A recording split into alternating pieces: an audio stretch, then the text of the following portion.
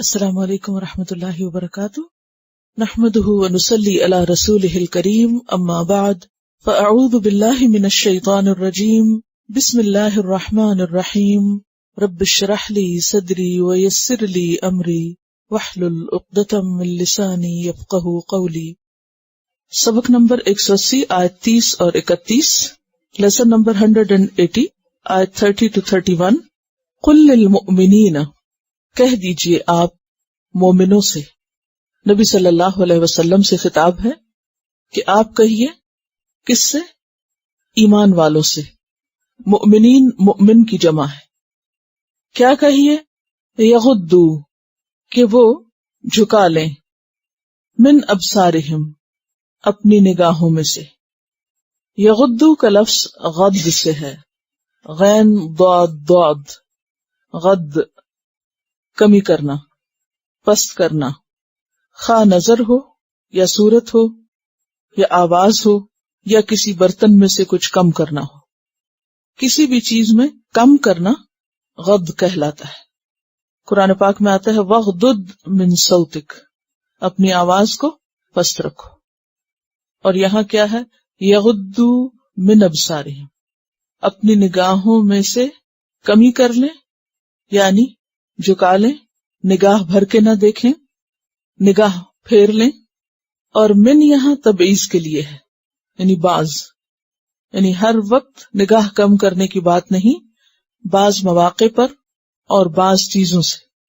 ابصارہم بصر کی جمع، اپنی نگاہیں۔ اے محمد صلی اللہ علیہ وسلم، آپ مومنین کو بتا دیجئے کہ وہ اپنی نگاہوں میں سے کچھ نگاہیں کم کر لیا کریں، پست کر لیا کریں، جھکا لیا کریں، دوسرے لفظوں میں غض بصر کر لیا کریں۔ وَيَحْفَظُوا، اور حفاظت کریں، حَافَظَ، فُرُوجَهُمْ، اپنی شرمگاہوں کی، فرج کی جمع، اور اپنی شرمگاہوں کی حفاظت کریں۔ اور حفاظت میں خاص طور پر دو چیزیں آتی ہیں۔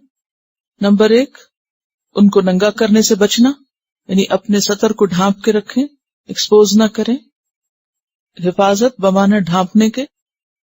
اور دوسرا معنی حفاظت کا حرام کاموں سے اور غلط طریقوں پر ان کے استعمال سے انہیں روکیں، یعنی زنا سے بچیں، لواطت سے بچیں۔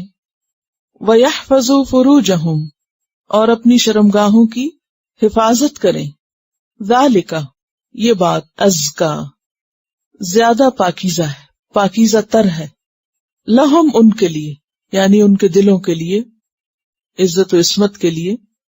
ان اللہ، بے شک اللہ تعالی، خبیر، خوب باخبر ہے، بما، ساتھ اس کے جو، یصنعون، وہ کرتے ہیں، ان کے کاموں سے، یعنی جو بھی وہ اپنی نگاہوں اور شرمگاہوں سے کرتے ہیں اس سے اللہ تعالی خوب واقف ہے۔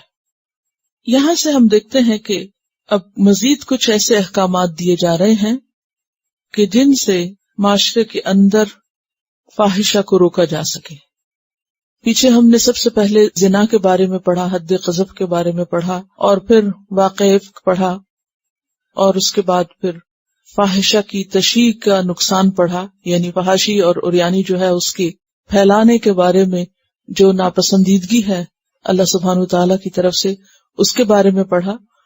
اور اب ان چیزوں کی روک تھام کے لیے کچھ اور احکامات دیے جا رہے ہیں۔ ان کو سد ذرائع بھی کہا گیا ہے، یعنی ایسے ذرائع کو بند کرنا، ایسے ذریعے کی روک تھام کہ جس سے بڑی خرابی تک انسان پہنچے۔ تو غض بصر بھی سد ذرائع میں سے ہے۔ حدیث میں آتا ہے کہ ہر بادشاہ کی ایک چراگاہ ہوتی ہے، یعنی حدود ہوتی ہیں، اس کی باؤنڈریز ہوتی ہیں، اور اللہ کی چراگاہ اس کی حرام کردہ اشیاء ہیں، یعنی اس نے جو حدود ہمیں دی ہیں، جن چیزوں سے روکا ہے۔ اور تقویٰ کیا ہے؟ اپنے آپ کو ان حدود سے بھی دور رکھنا، کیونکہ جو شخص چراگاہ کے کنارے کنارے جانور چرائے گا، قریب ہے کہ وہ اس میں جا پڑے، جا گرے۔ یعنی اگر کوئی شخص بذات خود حرام کا ارتکاب کرنے کا ارادہ نہیں بھی رکھتا، لیکن اگر وہ حرام کام کے قریب بھی چلا گیا تو پھر وہاں سے اس کا بچنا مشکل ہوگا. اگر وہ پھسل گیا تو حرام میں جا پڑے گا. اس لیے ضروری ہے کہ وہ ایسے کاموں سے بچے کہ جن سے وہ بڑی برائی کا شکار ہوتا ہے.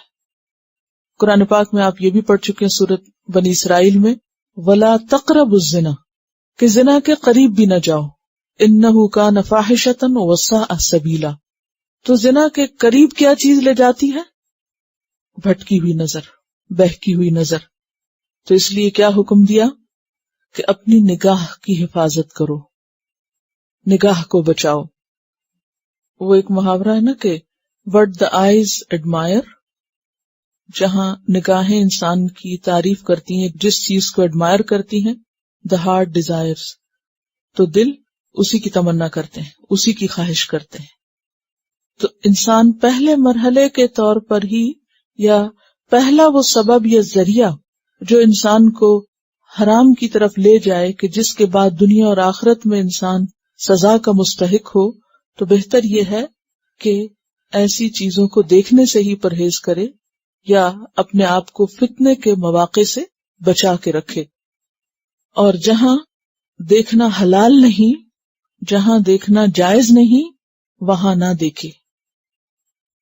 آپ صلی اللہ علیہ وسلم نے نگاہ کو یا نظر کو ابلیس کے تیروں میں سے ایک تیر کہا ہے. یعنی نگاہ کے ذریعے ابلیس غلط کام کرواتا ہے.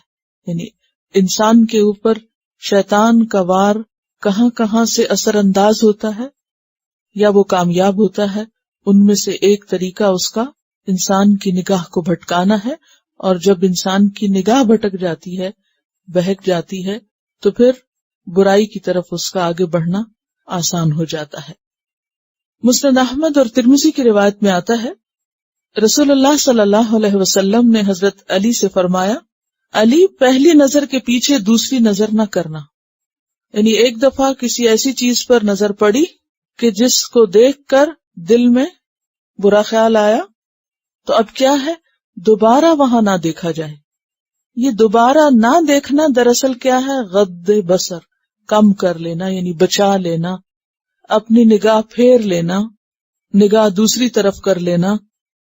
کیونکہ پہلی نظر معاف ہے لیکن دوسری جائز نہیں، دوسری پر حساب ہوگا. اور دوسری دفعہ دیکھنے کا مطلب بھی کیا ہے کہ وہاں پر کوئی اٹریکشن محسوس ہوئی ہے. تو اس لیے ایسی نگاہوں کا کوئی جواز نہیں کہ جو برائی کی یا ایسے مناظر کی تلاش میں بھٹکتی پھریں. یعنی مردوں کے لیے، چونکہ یہاں یہ حکم ہے کہ مردوں کے لیے جائز نہیں کہ وہ ایسی چیزوں کو دیکھیں، یعنی خواتین کو یا ایسے مناظر کو دیکھیں کہ جس سے ان کے اندر جنسی بے راہ روی پیدا ہوتی ہو. حضرت جریر بن عبداللہ کا بیان ہے کہ میں نے رسول اللہ صلی اللہ علیہ وسلم سے اچانک نظر پڑ جانے کا مسئلہ دریافت کیا کہ ہم جا رہے ہوتے ہیں، راستے میں ایسی کوئی چیز سامنے آ جاتی ہے تو حضور نے مجھے حکم دیا کہ میں نگاہ پھیر لیا کروں. تو یہی نگاہ پھیرنا کیا ہے، غض بصر. یہ مسلم کی روایت ہے.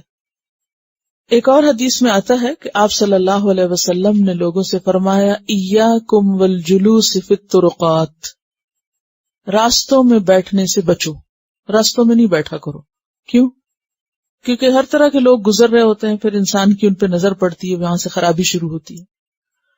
تو لوگوں نے کہا کہ لا بد لنا من مجالسنا نتحدث فیہا، کہ ہم مجبور ہیں کہ ہمیں اپنی مجالس یا اکٹھے بیٹھنے کے لیے کوئی جگہ چاہیے ہوتی ہے کہ جس میں ہم مل کے کوئی بات کر سکیں، اور ایسی جگہ ہمیں راستوں میں ہی میسر ہیں. تو اس پر آپ نے فرمایا، فقال رسول اللہ صلی اللہ علیہ وسلم فإن ابیتم، کہ اگر تمہیں کوئی چارہ نہیں، فآتوا الطریق حقہ، تو راستے کو اس کا حق دو. قالوا، انہوں نے کہا، وما حق الطریق، راستے کا حق کیا ہے یا رسول اللہ صلی اللہ علیہ وسلم؟ قال، تو آپ نے فرمایا، غض البصر وکف الاذی، اپنا ہاتھ تکلیف دینے سے روکنا، ورد السلام، سلام کا جواب دینا، والامر بالمعروف والنہی عن المنکر، نیکی کا حکم دینا اور برائی سے روکنا. تو اس حدیث سے بھی کیا پتہ چلتا ہے کہ اگر انسان کو مجبوراً کسی ایسی جگہ بیٹھنا پڑے، کہیں کام کرنا پڑے، کسی ورک پلیس پر ہے، اور اس کو مجبوراً خواتین سے سابقہ یا واسطہ ہے، یا وہ ایسے معاشرے میں رہتا ہے کہ جہاں پر ایسی خواتین ہیں کہ جن کے اندر حیا نہیں یا ان کے ہاں پردے کا کوئی کانسیپٹ نہیں، تو اس صورت میں انسان خود کو خود بچائے. یعنی کوئی شخص یہ جواز پیش نہیں کر سکتا کہ چونکہ میں تو ایسے ماحول میں رہتا ہوں یا ایسی جگہ پر ہوں، مثلاً میں ایسے اسکول میں پڑھتا ہوں یا ایسے آفس میں کام کرتا ہوں کہ جہاں پر خواتین بھی ہیں، اور اگر میں کام نہ کروں تو پھر اس صورت میں کیا کروں. تو ایسی صورت میں انسان کے لیے یہ تو مشکل ہے کہ کسی جنگل میں نکل جائے یا سب کچھ چھوڑ بیٹھے. ہاں، یہ ضرور ہے کہ اللہ تعالیٰ نے اس کے لیے جو حدود رکھی ہیں اور جو پریکاشنری میتھڈز اس کو بتا دیے ہیں ان کو استعمال کرے اور حرام سے بچے. اور ان میتھڈز میں سب سے پہلا میتھڈ کیا ہے کہ جہاں اٹریکشن محسوس ہو وہ راستہ ہی بھول جائے، وہاں سے نگاہ پھیر لے، کیونکہ اس میں اپنا ہی فائدہ ہے. کیونکہ بعض چیزوں کے پیچھے اگر انسان کی نگاہیں بھٹکیں تو حاصل کچھ بھی نہیں ہوتا سوائے پریشانی اور بے چینی کے. اسی لیے ہم دیکھتے ہیں کہ آپ صلی اللہ علیہ وسلم نے مسند احمد کی روایت میں آتا ہے کہ آپ نے فرمایا، جو مسلمان کسی عورت کی خوبصورتی پہلی مرتبہ دیکھ کر آنکھ بند کر لیتا ہے، یعنی کسی کی خوبصورتی دیکھ کر اگر وہ اپنے آپ کو روک لیتا ہے، تو اللہ تعالیٰ اس کے لیے عبادت میں حلاوت پیدا کر دیتا ہے، اس کی عبادت میں لطف پیدا کر دیتا ہے، ایمان کی مٹھاس اس کو نصیب ہونے لگتی ہے جو شخص اپنے آپ کو خود بچاتا ہے. اب اس میں آپ دیکھیے کہ یہ ایک ایسا معاملہ ہے جو اللہ اور بندے کے درمیان ہے، کوئی دوسرا بیچ میں نہیں آ سکتا، کوئی کسی کو نہیں جان سکتا کہ کون کہاں دیکھ رہا ہے، کیوں دیکھ رہا ہے، اور اس دیکھنے کے بعد اس کے دل پر کیا گزر رہی ہے، اور کون اپنی نگاہ کو کس طرح بچا رہا ہے. تو خلاصہ کلام کا یہ ہے کہ ایسی نگاہ جو انسان کو فتنے میں مبتلا کرنے والی ہو، اس نگاہ کو خود کنٹرول کرنا لازم ہے. یغضوا من ابصارہم، یعنی اس سے یہ سامنے نہیں آتا کہ انسان مطلقاً کسی کی طرف دیکھے ہی نہ، یا وہ سر جھکا کے اور بالکل نیچے گردن کر کے راستے میں چلے، ایسا ہو نہیں سکتا. اصل چیز کیا ہے کہ جہاں انسان کو اپنے اندر خرابی محسوس ہونے لگے وہاں خود پر خود چیک رکھے، سیلف کنٹرول سے کام لے اور اپنی نگاہ ادھر سے پھیر لے، خواہ پھر سر جھکا کے پھیرنا پڑے یا آنکھیں پھیر کے، یا کسی بھی طریقے سے. ہر شخص کو اللہ نے عقل اور سینس دی ہے کہ وہ خود کو خود کس طرح کنٹرول کرے.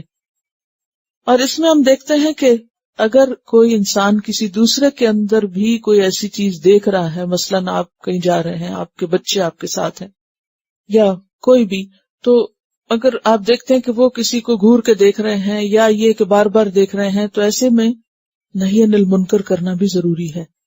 اس میں ہم دیکھتے ہیں آپ صلی اللہ علیہ وسلم حجۃ الوداع کے موقع پر لوگوں کو مختلف مسائل کا جواب دے رہے ہیں، تو قبیلہ خثعم کی ایک عورت جو ہے وہ آپ کے پاس آتی ہے اور کچھ مسائل دریافت کرتی. چونکہ وہ خاتون حالت احرام میں تھی، اور آپ جانتے ہیں کہ حالت احرام میں چہرہ نہیں ڈھانکا جاتا، تو آپ کے پیچھے حضرت فضل بن عباس تھے، آپ کے چچا کے بیٹے. تو آپ نے یہ دیکھا کہ حضرت فضل جو ہیں وہ اس عورت کو دیکھ رہے ہیں اور وہ عورت بھی ان کو دیکھ رہی ہے. تو آپ صلی اللہ علیہ وسلم نے حضرت فضل کا منہ فوراً اپنے ہاتھ سے دوسری طرف پھیر دیا. اس سے کیا پتہ چلتا ہے کہ اگر کسی کو ہم دیکھیں کہ وہ درست نہیں کر رہا تو حکم کیا ہے؟ منکر کو دیکھ کے سب سے پہلے تو ہاتھ سے ہی روکنے کا حکم ہے. اگر ہاتھ سے نہیں تو پھر زبان ہے اور پھر دل ہے. اس سے کمتر درجے کا ایمان، یعنی اس کے بعد تو ایمان کا کوئی درجہ ہی نہیں کہ انسان کسی کے اندر برائی دیکھے اور پھر اس کے سد باب کی کوئی کوشش نہ کرے. بہرحال یہ روایت بخاری کی ہے. ترمذی کی روایت میں آتا ہے آپ نے فرمایا کہ میں نے ایک جوان مرد اور ایک جوان عورت کو دیکھا کہ وہ ایک دوسرے کو دیکھ رہے ہیں، تو مجھے دونوں کے متعلق شیطان کا اندیشہ ہوا کہ اگر یہ زیادہ دیر ایک دوسرے کو دیکھیں گے تو اس سے کیا ہوگا؟ شیطان اپنا کام کر جائے گا، کیونکہ آپ نے نگاہ کو کیا قرار دیا؟ شیطان کے تیروں میں سے، ابلیس کے تیروں میں سے ایک تیر جس کے ساتھ وہ لوگوں کو شکار کرتا ہے، اور پھر وہاں سے مزید خرابی شروع ہو جاتی ہے۔ تو پھر خلاصہ کیا ہے؟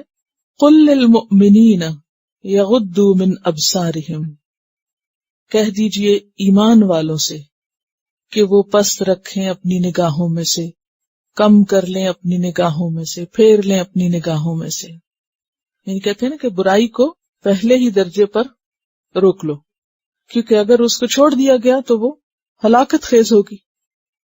کہتے ہیں اسٹچ ان ٹائم سیوز 9، تو بڑی خرابی سے پہلے چھوٹی خرابی۔ اور ویسے بھی شہوانی نظر اور اس طرح کا دل بھر کے کسی اجنبی عورت کو دیکھنا جو ہے وہ آنکھوں کا زنا ہے، اسے آنکھوں کا زنا قرار دیا گیا۔ اور پھر یہ جو نفسانی خواہشات ہیں، چونکہ ان کا جو سلسلہ ہے وہ شروع ہی نگاہ سے ہوتا ہے، تو آپ صلی اللہ علیہ وسلم نے فرمایا اپنی امت کے بارے میں جن چیزوں کا مجھے خوف ہے ان میں سب سے زیادہ ڈراؤنی 2 چیزیں ہیں۔ یعنی میں اپنی امت کے بارے میں جن چیزوں سے ڈرتا ہوں ان میں سب سے زیادہ خوفناک 2 چیزیں ہیں۔ نمبر 1 نفسانی خواہش، اور نمبر 2 لمبی آرزوئیں۔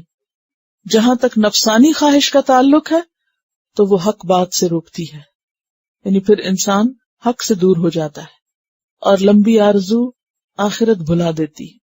یہ لمبے لمبے دنیا کے منصوبے بنانا اور اسی میں زندگی بسر کر دینا، یہ انسان کو اس کی اصل منزل یعنی آخرت سے غافل کر دیتا ہے۔ پھر فرمایا وَيَحْفَظُوا فُرُوجَهُمْ، اور وہ حفاظت کریں اپنی فروج کی، اپنی شرمگاہوں کی۔ تو دوسرا حکم حفظ فروج ہے۔ اس میں جیسا کہ پہلے بھی میں نے عرض کیا کہ پہلی بات تو یہ ہے کہ اپنی شرمگاہیں ڈھانپ کر رکھے۔ ڈھانپنے کا مطلب کیا ہے کہ نمبر 1 انسان ایسا لباس نہ پہنے کہ جس میں انسان کا سطر کھل جائے، ایسا لباس پہنے کہ جس سے انسان اپنے آپ کو محفوظ رکھے۔ مثلا اگر پاجامہ پہنا ہے یا دھوتی باندھی ہوئی ہے، یعنی مختلف علاقوں کے نیچے کے جو ڈریسز ہیں وہ مختلف طرح کے ہوتے ہیں، تو ان ڈریسز کو مضبوط طریقے سے پہنے جائیں۔ ایسا نہیں کہ وہ اتنے ڈھیلے ہوں کہ وہ لٹکتے لٹکتے انسان کے آدھے سطر کو کھول دیں، اور اس کو پھر فیشن کا نام دے کر انسان اسے خوبصورت سمجھے اور اس کو قابل ناز یا قابل فخر سمجھے۔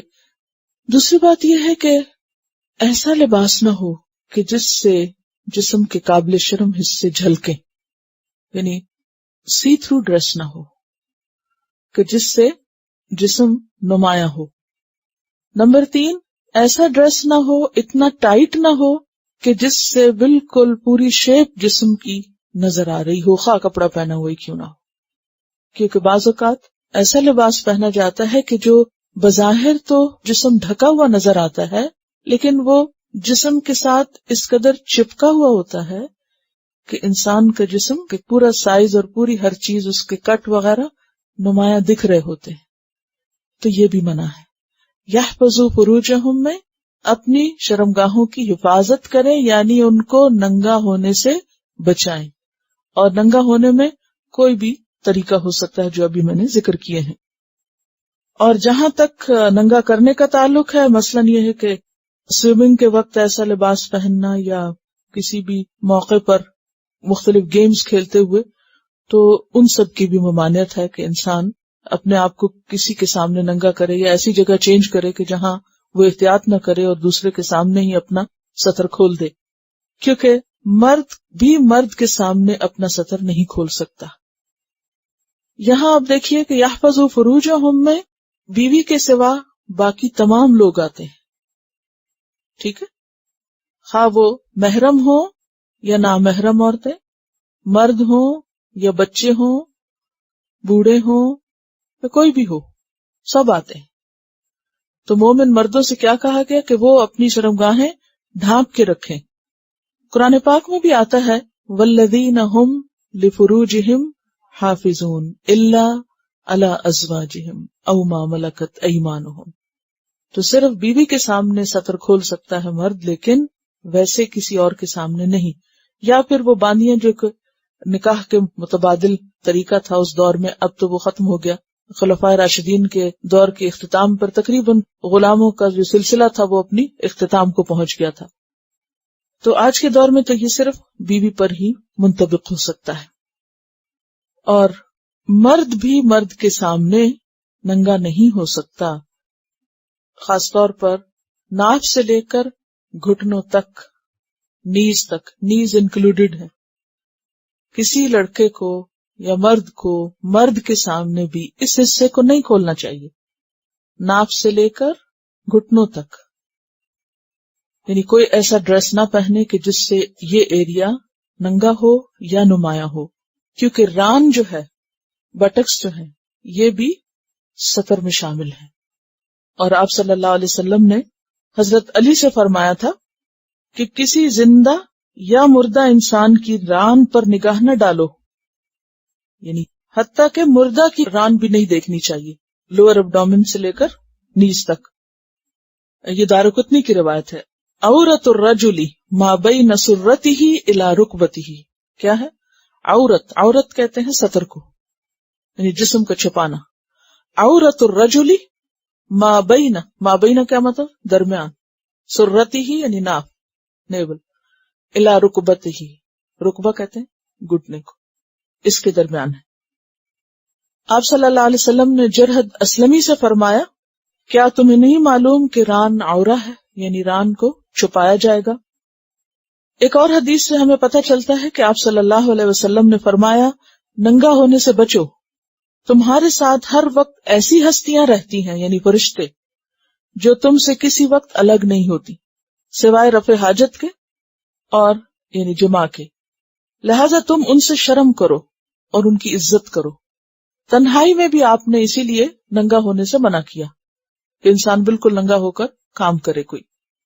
پھر اسی طرح صحیح مسلم کی روایت میں آتا ہے کہ مرد کے ساتھ برہنہ ایک کپڑے میں نہ لیٹے، اور عورت کے ساتھ برہنہ ایک کپڑے میں نہ لیٹے. یہ تمام کس میں آتے ہیں؟ حفظ فروج میں آتے ہیں. یعنی صرف دیکھنا نہیں، ٹچ کرنا بھی ایک دوسرے کو ان مقامات سے منع ہے. اور اس میں ایکسپشنل صورت صرف اور صرف کیا ہے کہ اگر کوئی ایسی سرجری ہے، علاج کی ضرورت ہے، تو اس صورت میں اس حصے کو کھول سکتے ہیں، ادروائز نہیں. یعنی کوئی معذور ہے یا کوئی بیمار ہے، بعض اوقات بیڈ ریڈن ہو جاتے ہیں والدین یا کوئی اور جن کو کوئی دیکھنے والا نہیں ہوتا، وہ اپنے آپ کو نہ واش کر سکتے ہیں نہ دھو سکتے ہیں، تو ایسی صورت میں بھی گلوز یا کوئی کپڑا استعمال کرنا چاہیے، براہ راست ٹچ نہیں کرنا چاہیے، خاص طور پہ شرمگاہ کو. تو یحفظوا فروجہم. ہاں اگر کوئی بیمار ہے یا مریض ہے تو علاج کی غرض سے ڈاکٹر اس کو دیکھ سکتا ہے، یا اور اسی طرح کوئی علاج کے لیے کچھ بھی چاہیے تو وہ کیا جا سکتا ہے، ادروائز نہیں. قل للمؤمنین یغضوا من ابصارہم ویحفظوا فروجہم ذالک ازکی لہم. یہ زیادہ پاکیزہ ہے ان کے لیے، یہ چیز ان کے لیے پاکیزہ ہے، ان کے دلوں کے لیے، ان کے روحانی اور ایمانی طہارت کے لیے، نفس کی پاکیزگی کے لیے یہ زیادہ بہتر ہے. اللہ نے تمہیں بڑی خرابیوں سے بچانے کے لیے یہ حکم دیا ہے. اور حفظ فروج میں دوسری بڑی بات جو ہے وہ کیا ہے؟ زنا سے بچنا، لواطت سے بچنا، یا کوئی بھی ایسا کام جس سے یعنی کہ اللہ کی یہ حد پامال ہوتی ہو، خواہ اس کی شکل کوئی بھی ہو، ان سب سے بچنا ضروری ہے. اور قرآن پاک کی ایک اور آیت ہے سورۃ الاحزاب آیت 35، اس میں بھی اللہ تعالیٰ مومن مردوں اور عورتوں دونوں کی صفت بیان کرتے ہیں. والحافظین فروجہم والحافظات، اپنی شرمگاہوں کی حفاظت کرنے والے مرد اور عورتیں. ان اللہ خبیر بما یصنعون، بے شک اللہ خبر رکھنے والا. اور خبیر کس کے وزن پر ہے؟ فعیل کے وزن پر، یعنی خوب خبر رکھتا ہے، بہت باخبر ہے. کس سے؟ بما یصنعون، اس چیز سے جو وہ کر رہے ہیں اپنی نگاہوں کے ساتھ یا شرمگاہوں کے ساتھ. وہ سب اللہ کو پتا ہے، اللہ دیکھتا ہے، کوئی نہ دیکھے کوئی نہ پوچھے. بعض اوقات لوگوں سے شرما کے، لوگوں سے ڈر کے، لوگوں کے خوف سے ان احکام پر عمل کر لیتے ہیں لیکن اللہ سے نہیں ڈرتے. تو یہاں یہ نہیں کہا کہ دیکھو لوگوں بچنا، کوئی دیکھ نہ لے تمہیں، کوئی انسان نہ دیکھ لے. کیا کہا؟ اللہ باخبر ہے اور خوب خبر رکھتا ہے، وہ خوب دیکھتا ہے. تمہارا معاملہ لوگوں کے ساتھ نہیں ہے، اس رب کے ساتھ ہے. اور یصنعون، صنع کیا ہوتا ہے؟ کاریگری، صنعت، یعنی کہ جو چیز انسان اپنے انٹینشن کے ساتھ اور اپنے کوشش کے ساتھ کرتا ہے. یعلم خائنۃ الاعین وما تخفی الصدور، وہ جانتا ہے نگاہوں کی خیانت اور جو دلوں میں چھپا ہوا ہے، اس کو سب پتا ہے. اور اس میں ہم دیکھتے ہیں کہ آپ صلی اللہ علیہ وسلم نے ایک حدیث میں فرمایا کہ جو شخص مجھے 2 چیزوں کی حفاظت کی ضمانت دے میں اس کو جنت کی ضمانت دیتا ہوں. ایک تو ہے جو 2 جبڑوں کے درمیان ہے، اور دوسری جو 2 ٹانگوں کے درمیان ہے.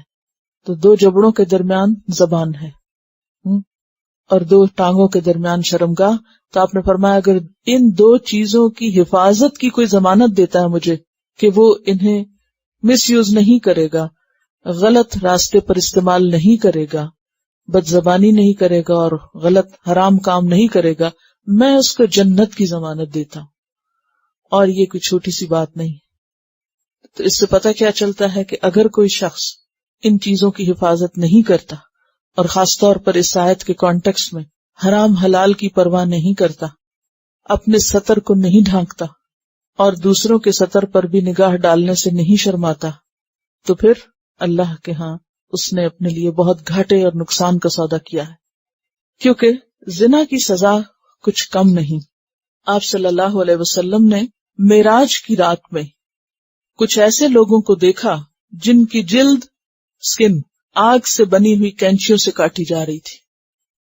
میں نے جبریل سے پوچھا، یعنی نبی صلی اللہ علیہ وسلم فرماتے میں نے جبریل سے پوچھا یہ کون لوگ ہیں؟ انہوں نے بتایا کہ یہ وہ لوگ ہیں جو عورتوں کو اپنی طرف مائل کرنے اور بدکاری کرنے کے لیے بناؤ سنگھار کرتے تھے. پھر میرا گزر ایک کنویں پر ہوا جس سے نہایت بدبودار بھبک اٹھ رہی تھی، بہت گندی بو آ رہی تھی اور اندر سے چیخنے کی آوازیں آ رہی تھی. میں نے جبریل سے پوچھا یہ کون لوگ ہیں؟ انہوں نے بتایا یہ وہ عورتیں ہیں جو بدکاری کے لیے زینت و آرائش کرتی تھی اور وہ کام کرتی تھی جو ان کے لیے جائز نہ تھا.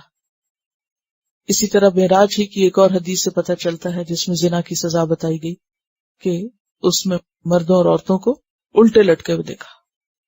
تو بات یہ ہے کہ یہ خرابیاں معمولی خرابیاں نہیں ہیں. بعض اوقات انسان لوگوں کے ڈر سے چھپ چھپ کے ایسے کام کرتا ہے، ماں باپ کو دھوکہ دیتا ہے اور لوگوں کو دھوکہ دیتا ہے. ہو سکتا ہے دنیا میں وہ چھپ جائے، بچ جائے، لیکن اللہ سے کون چھپ سکتا ہے؟ ان اللہ خبیر بما یصنعون، اللہ تو 7 پردوں کے پیچھے بھی دیکھتا ہے، اس سے کوئی نہیں چھپ سکتا، کوئی نہیں بچ سکتا. بعض اوقات لوگ شادی کے بعد بھی ایسے کام کرنے سے باز نہیں آتے. شوہر بیوی کو دھوکہ دیتے ہیں، بیوی شوہر کو دھوکہ دیتی ہے. بعض اوقات انٹرنیٹ پہ فحش اور فضول قسم کی چیزیں دیکھی جاتی ہیں اور نگاہوں کی حفاظت نہیں کی جاتی. تو اگرچہ آیت بظاہر دیکھنے میں ہے لیکن کوئی بھی ایسی چیز جو دل کو ناپاک کرے وہ سب اس میں شامل ہے. یغضوا من ابصارہم، اپنی نگاہیں بچا کے رکھے، یعنی کسی حرام چیز کو نہ دیکھیں. کیونکہ علت کیا ہے، وجہ کیا ہے؟ ذالک ازکی لہم، یہ ان کے لیے زیادہ پاکیزہ ہے. تو جو چیز انسان کی نگاہ اور اس کے دل کی پاکیزگی کو پامال کرتی ہے، تار تار کرتی ہے، اس چیز سے بچنا ضروری ہے. کیونکہ انسان جب ایسی کسی حرام چیز کو دیکھتا ہے تو اس کے بعد اس کا دل اسی چیز کی تمنا کرنے لگتا ہے. پھر جب وہ اس کو حلال طریقے سے نہیں ملتی تو کیا کرتا ہے؟ حرام راستے اختیار کرتا ہے. کیونکہ what the eyes admire, the heart desire. تو ہارٹ جو ڈیزائر کرتا ہے وہ اسی چیز کی کرتا ہے جو اس کی نگاہوں کو بھلی لگتی، اور شیطان ایسی چیزوں کو انسان کے لیے خوشنما بنا دیتا ہے، خوبصورت بنا دیتا ہے.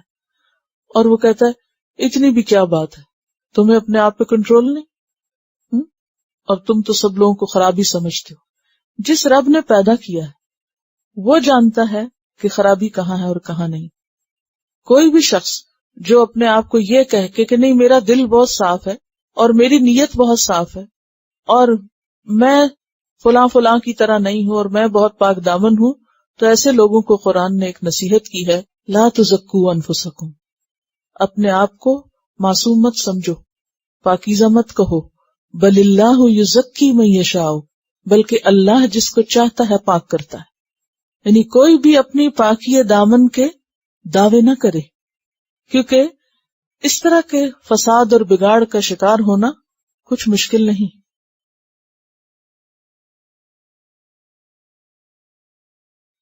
مردوں کے بعد عورتوں کو بھی حکم دیا گیا۔ آپ دیکھیے کہ قرآن پاک میں بہت سے احکامات یا ایھا الذین آمنوا کہہ کے مردوں اور عورتوں دونوں کے لیے برابر ہیں، ان میں تخصیص نہیں کی گئی، لیکن کچھ احکامات ایسے ہیں کہ جہاں مردوں کو الگ خطاب کیا گیا اور عورتوں کو الگ خطاب کیا گیا، اور اس میں تاکید بھی ہے اور عورتوں کے خاص مقام کے اعتبار سے مزید کچھ وضاحت بھی ہے۔ اس میں آپ دیکھ رہے ہیں کہ جو مردوں کو حکم ہے وہ تو 2 لائنوں میں ہی ختم ہو گیا ہے، لیکن جو حکم عورتوں کے لیے ہے وہ کئی سطور پر مشتمل ہے، تو اس لیے بھی اس کو الگ کر کے بیان کیا گیا ہے۔ اور ویسے بھی آپ دیکھیے کہ شروع سورت میں کیا فرمایا گیا، سورۃ انزلناھا وفرضناھا وانزلنا فیھا آیات بینات، تو اللہ تعالیٰ نے آیات کو، احکامات کو خوب خوب بیان کیا ہے۔ پھر اسی طرح ہم ان آیات کے آخر میں دیکھتے ہیں آیت نمبر 34 میں، تو وہاں بھی ہے وَلَقَدْ أَنزَلْنَا إِلَيْكُمْ آيَاتٍ مُبَيِّنَاتٍ، ایسے احکام ہیں جن کے سمجھنے میں کوئی مشکل نہیں، کوئی دشواری نہیں، کوئی یہ نہیں کہہ سکتا کہ مجھے تو سمجھ ہی نہیں آئی کہ اللہ تعالیٰ کیا چاہتے ہیں۔ اور پھر یہ بھی فرمایا وَمَثَلًا مِّنَ الَّذِينَ خَلَوْا مِن قَبْلِكُمْ وَمَوْعِظَةً لِّلْمُتَّقِينَ، یہ سب تقویٰ کے اہتمامات ہیں۔ اللہ نے ان احکامات کو دے کر ہمارے اندر کیا پیدا کرنا چاہا؟ تقویٰ، کہ ہم برائی سے بچ سکیں، اللہ کی اطاعت کر کے اللہ کو راضی کر سکیں۔ وَقُلْ لِلْمُؤْمِنَاتِ، اور کہہ دیجئے مومن عورتوں سے، مؤمنات کس کی جمع ہے؟ مومنت ان کی، یغضضن، پست رکھیں، جھکا لیں، بچا کے رکھیں، من ابصارہن، اپنی نگاہوں میں سے بعض کو، وَيَحْفَظْنَ، اور حفاظت کریں، فُرُوجَهُنَّ، اپنی شرمگاہوں کی۔ یہ حکم ویسا ہی ہے جیسے مردوں کو دیا گیا، لیکن عملی اعتبار سے جب ہم سیرت کا مطالعہ کرتے ہیں تو اس میں ہم دیکھتے ہیں کہ تھوڑا سا فرق ہے۔ اصولی اعتبار سے ایک ہی طرح کا حکم ہے، لیکن عملی اعتبار سے تھوڑا سا فرق ہے۔ کیسے کہ مرد کا عورت کو دیکھنا زیادہ بڑا ہے بنسبت عورت کا مرد کو دیکھنا، دونوں کی نیچر کے فرق کے اعتبار سے۔ اور یہاں بھی یہ یاد رکھیے کہ یہ نہیں کہا گیا کہ مطلقاً دیکھنا منع ہے، کہ کوئی کسی کو دیکھ ہی نہیں سکتا، یہ نہیں کہا گیا۔ ضرورتاً تو انسان دیکھتا ہی ہے، مثلاً اگر آپ کہیں بازار میں جا رہے ہیں، کوئی گھر میں کام کرنے کو آیا ہے تو آپ کو پہچاننا پڑتا ہے کہ کون آیا ہے، کون گیا ہے، لیکن جس چیز سے منع کیا جا رہا ہے وہ خاص نگاہ ہے جو فتنے کا سبب ہے، جو حیا کو پامال کرنے والی ہے، جو دل کو خراب کرنے والی ہے، اور جو انسان کے لیے اس بڑی فاحشہ کے ارتکاب کا سبب بنتی ہے۔ تو اس میں ہم دیکھتے ہیں کہ آپ صلی اللہ علیہ وسلم نے حضرت عائشہ رضی اللہ تعالی عنہا کو حبشیوں کا تماشا دکھایا تھا، اس میں کوئی فتنے کی بات نہیں تھی۔ پھر اسی طرح یہ بھی ہے کہ ایک موقع پر ایک خاتون تھی فاطمہ بنت قیس، وہ بیوہ ہو گئی تو ان کی عدت گزارنے کا مسئلہ تھا، تو آپ نے کہا کہ تم ابن ام مکتوم کے ہاں چلی جاؤ کیونکہ وہ نابینا ہے، وہ تمہیں نہیں دیکھ سکتے۔ اب وہ تو ان کو نہیں دیکھ سکتے لیکن یہ تو ان کو دیکھ سکتی تھی، تو مراد یہ ہے کہ اس گھر میں رہنا کہ جہاں مرد عورت کو دیکھ سکے اس کی نسبت وہ گھر کے جہاں مرد عورت کو دیکھ نہ سکے وہ زیادہ محفوظ جگہ تھی۔ لیکن یہاں بھی عورت اور مرد میں جو چیز مکمل طور پر برابر ہے وہ ہے فتنے کی نگاہ۔ اگر عورت بھی کسی مرد کو یا لڑکے کو دیکھ کر اپنے دل میں کوئی برا خیال پاتی ہے تو پھر دوسری دفعہ وہاں دیکھنے سے پرہیز کرنا چاہیے، اور یہ چیک انسان اپنے اندر ہی کر سکتا ہے، یہ اسکریننگ آپ اپنی خود ہی کر سکتے ہیں کہ آپ کس کی طرف کیسے دیکھ رہے ہیں، کیونکہ حساب اللہ کو دینا ہے۔ وَقُلْ لِلْمُؤْمِنَاتِ يَغْضُضْنَ مِنْ أَبْصَارِهِنَّ وَيَحْفَظْنَ فُرُوجَهُنَّ، اور يَحْفَظْنَ فُرُوجَهُنَّ میں سب سے پہلے تو وہی زنا سے بچنا، اور پھر عورت کا عورت سے برا تعلق جو ہے جس کو سحاق کہا جاتا ہے. لواطت مردوں کے لیے آتا ہے اور سحاق عورتوں کے لیے. جیسے اسحاق لکھتے ہیں نا تو الف ہٹا دیجئے بس. یعنی عورت کا عورت سے فزیکل ریلیشن شپ جو شہوانی خواہشات اور فحش حرکتوں پر مبنی ہو، اور جس میں عورت عورت کے جسم کے قابل شرم حصوں کو دیکھے اور پھر غلط طریقہ اختیار کرے. یعنی عورتیں عورتوں سے اپنی جنسی خواہشات پوری کریں. یعنی پہلی صورت کیا تھی؟ زنا کی، دوسری لواطت کی، تیسری سحاق جس میں عورت عورت کے ساتھ، یعنی جو لیزبین اور گے کا کانسیپٹ اس سوسائٹی میں بھی پایا جاتا ہے. اور اس میں یہ ہے کہ عورت کا عورت سے چمٹنا، کیونکہ آپ صلی اللہ علیہ وسلم نے واضح طور پر فرمایا، بخاری کی روایت ہے، کوئی عورت کسی دوسری عورت کے ساتھ نہ چمٹے. یعنی عورت عورت کے ساتھ اس طرح چمٹے کہ ان کے درمیان شہوانی جذبات یا خواہشات جنم لیں جیسے ایک مرد اور عورت کے درمیان جنم لے سکتی ہیں، تو اس سے بھی منع کیا گیا ہے. اور پھر کسی حیوان یا جانور کے ساتھ خواہش پوری کرنا. اگرچہ یہ باتیں بہت معیوب ہیں، عام طور پر مجلسوں میں نہیں کی جاتی، لیکن چونکہ اب یہ وضاحت اس لیے کرنا ضروری ہے کہ کوئی شخص کسی شک و شبے میں نہ رہ جائے. اور اس میں آپ دیکھیے کہ اگر کوئی مرد کسی جانور کے ساتھ ایسی حرکت کر رہا ہے تو آپ نے فرمایا، ترمذی کی روایت ہے کہ اس حیوان کو بھی مار دو اور اس انسان کو بھی مار دو. یعنی لواطت انسانوں کے مابین اور انسان اور جانور کے مابین بھی بری چیز ہے. اسی طرح اگر کوئی عورت بھی کسی جانور کے ساتھ اس طرح حرکت کرتی ہے تو وہ بھی اسی میں شامل ہو جاتا ہے، خواہ مرد ہو یا عورت ہو. تو یہ تمام چیزیں فاحشہ میں بھی آتی ہیں اور حفظ فروج کے بھی خلاف ہیں. اور پھر وہ حدیث جو ہے جس میں حضرت ابو ہریرہ رضی اللہ تعالیٰ عنہ سے روایت ہے کہ آپ نے فرمایا، آنکھ کا زنا شہوت کی نظر سے کسی کو دیکھنا ہے، زبان کا زنا اس کی گفتگو کرنا ہے، نفس کا زنا اس کی آرزو اور خواہش کرنا ہے، اور انجام کار شرمگاہ اس کی تصدیق کرتی ہے یا تکذیب کرتی ہے. تو یحفظوا فروجہم اور یحفظن فروجہن میں کیا ہے؟ یہ آخری سٹیج ہے. آغاز نگاہ سے ہوگا اور اختتام شرمگاہ پہ. تو اس میں پھر صورت کوئی بھی ہو سکتی ہے. ان سب چیزوں سے منع کیا گیا ہے اور ان کو حرام قرار دیا گیا ہے. وَقُلْ لِلْمُؤْمِنَاتِ يَغْضُضْنَ مِنْ أَبْصَارِهِنَّ وَيَحْفَظْنَ فُرُوجَهُنَّ وَلَا يُبْدِينَ، اور نہ وہ ظاہر کریں. بدا یبدو سے ابدا یبدی، یبدین مؤنث کا صیغہ. زینتہن، اپنی زینت کو. زینت کیا چیز ہے؟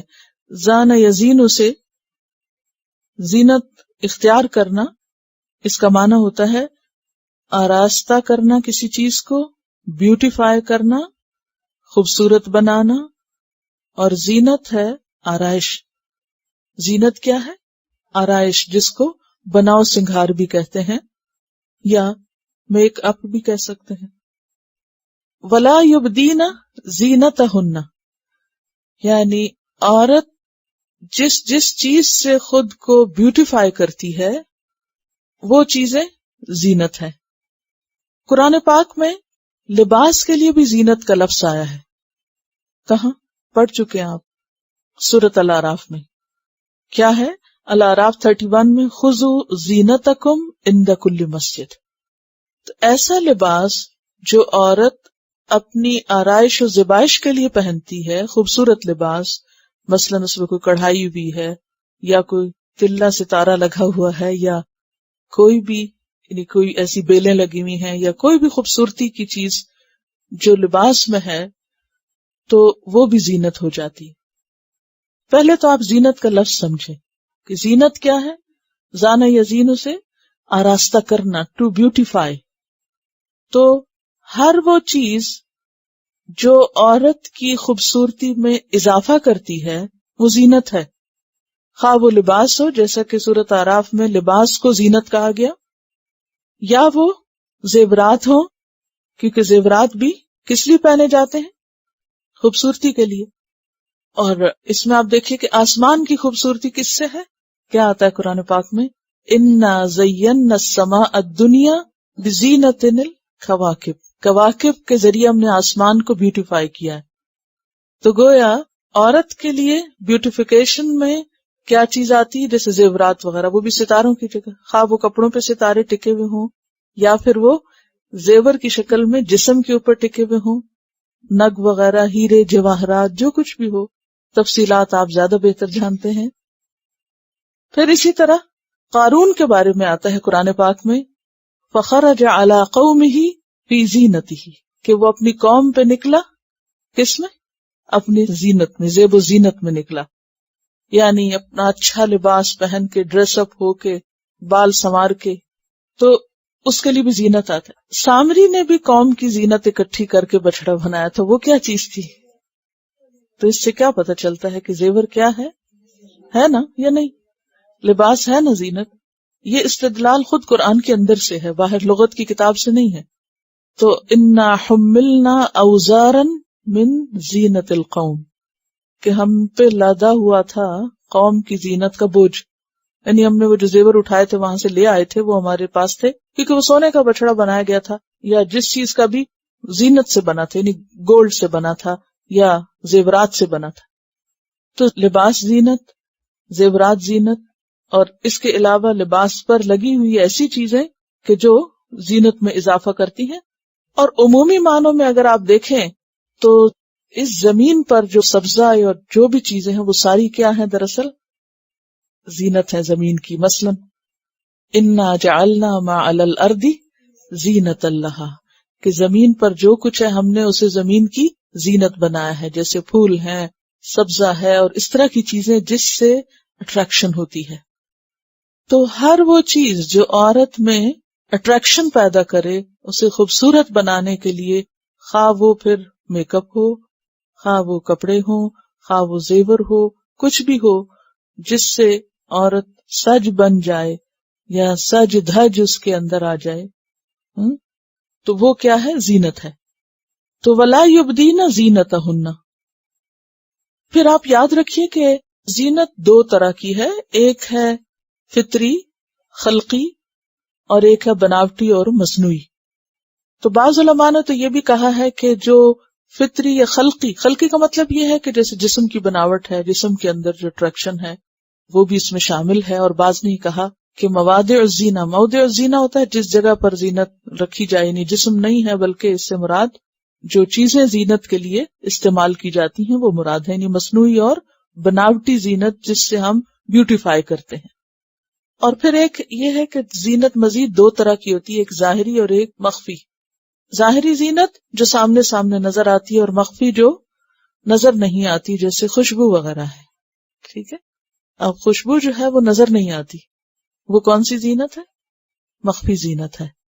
تو یہاں پر دونوں طرح کی زینت چھپانے کے لیے کہا جا رہا ہے. اسی لیے عورت کو گھر سے نکلتے وقت، خصوصاً اگر وہ بازار وغیرہ جا رہی یا مسجد جا رہی جہاں بہت سے مرد ہیں، تو ایسی جگہوں پر ایسی خوشبو لگا کے جانے سے منع کیا گیا ہے کہ جو پھیلنے والی ہو. تو فرمایا وَلَا يُبْدِينَ زِينَتَهُنَّ، اور نہ وہ ظاہر کریں اپنی زینت، کیونکہ زینت کا ظاہر کرنا دراصل مردوں کے لیے فتنے کا ذریعہ بننا ہے. یعنی اگرچہ مردوں کو کہا گیا ہے کہ وہ اپنی نگاہیں جھکا کے رکھیں، لیکن اگر عورت ایکسٹرا اٹریکشن کے ساتھ گھر سے باہر نکلتی ہے تو وہ لا محالہ دوسرے کے لیے مشکل پیدا کرتی ہے. میمونہ بنت سعد کی روایت ہے ترمذی میں کہ آپ صلی اللہ علیہ وسلم نے فرمایا، وہ عورت جو آراستہ پیراستہ ہو کر، سج بن کر، اپنے آپ کو بیوٹیفائی کر کے نامحرموں میں اترا کر چلتی ہے، قیامت کے دن وہ مجسم تاریکی ہوگی جہاں نور کی کرن تک نہ ہو. یعنی اس عورت کو کوئی نور نہیں ملے گا.